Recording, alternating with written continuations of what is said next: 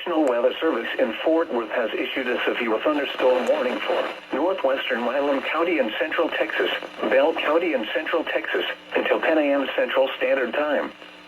At 9:12 a.m. Central Standard Time, a severe thunderstorm was located 7 miles south of Killeen, moving east at 50 miles per hour. Hazard, $half size hail. Source, radar indicated. Impact, damage to vehicles is possible.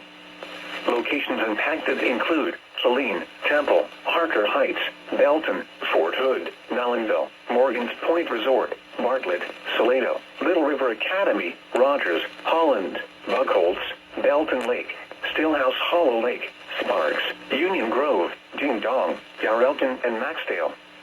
This includes Interstate 35 between mile markers 278 and 304. For your protection, get inside a sturdy structure and stay away from windows.